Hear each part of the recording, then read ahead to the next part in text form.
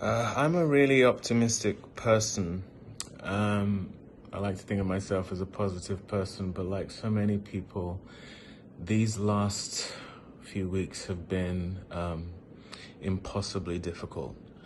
But in a bid to kind of pull myself out of the hole I've been in, I've tried to look to the future that my children will step into. But in a bid to do that, I've had to look at the past.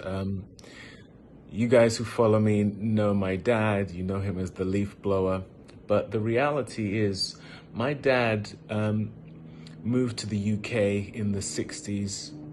And when he arrived in the UK, people would check for his tail to see if he had one. He had coffee thrown in his face, hot coffee. He was spat at. He couldn't rent a place to live because it was no blacks, no Irish, no dogs. He would tell me these stories, and they felt like something relegated to the past, something that we had moved on from. I stepped into a future that I determined was going to be different. I didn't have my dad's complete support for being an actor because he was scared that I would face the same marginalization and racism that he had faced. And so I didn't get the usual support I would get from my dad because of the pain he had experienced. But I did it anyway. I was blessed enough to play the King of England at the Royal Shakespeare Company, and my dad turned a corner and was proud of me. But what he didn't know is that every day there were people who were having to sift through my fan mail because I was getting so much hate mail for playing that role at the Royal Shakespeare Company. We eventually left the UK because, to be perfectly frank, it was challenged being a black person in my industry there at that time. But being someone who's optimistic, I felt, you know what, let's keep moving forward. I am going to build on what my dad gave me, on the opportunities the UK gave me, moved to America, and then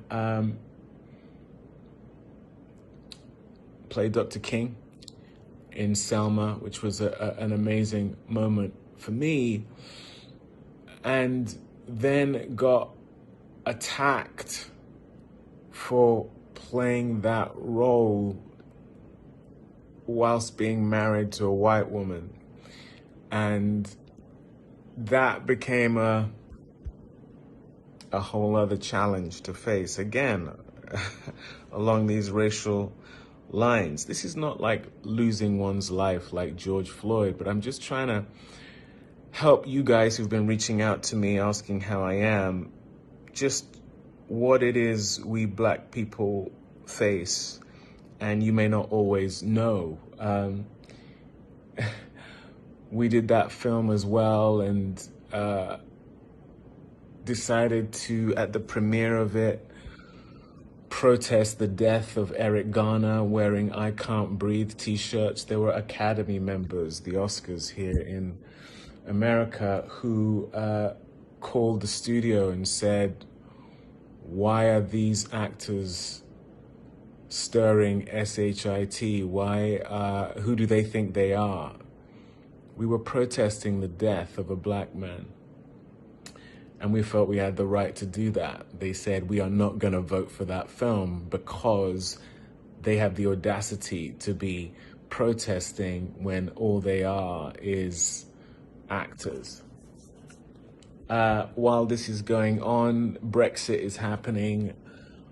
I've told you about what happened with my dad, but we think we're in a new day. My brother, who's a healthcare provider, is on the trains coming home from work. People are telling him, go back to where you came from.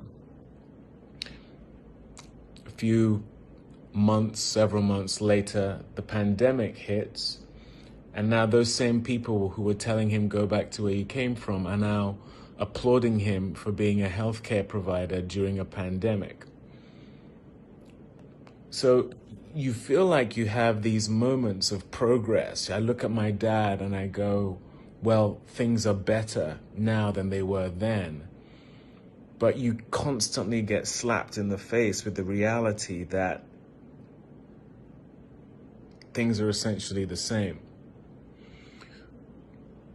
And the thing that has really brutalized me this week has been watching my eldest son, who graduated last week.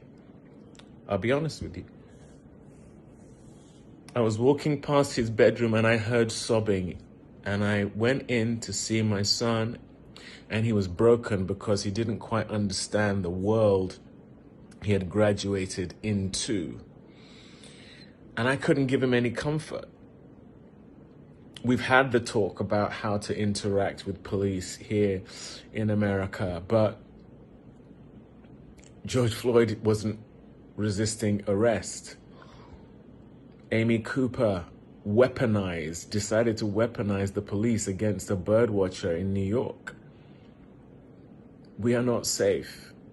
And even though I'm an optimistic person, I now look to my son, having watched my father suffer what he suffered, some of what I have faced. There's so much more I could tell you of what I have faced. But I want a world where my son doesn't have to face those things. So I'm just recording this, having just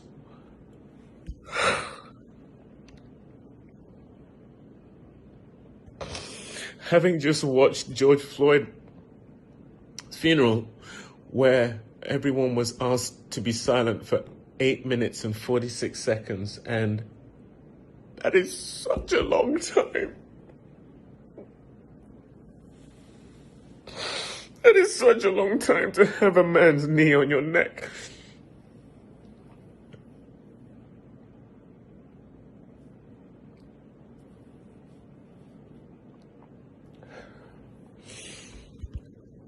Please let the future not be the same for my son as it has been for my dad, for me, and for so many black people over the centuries. So my friends who are reaching out to me saying, how are you doing? I'm not doing great. So link arms with me as we try and go into a future that is better than the past that we have had to endure. Black people didn't create this situation we find ourselves in. It therefore can't be on us to change it. It's going to be down to all of us.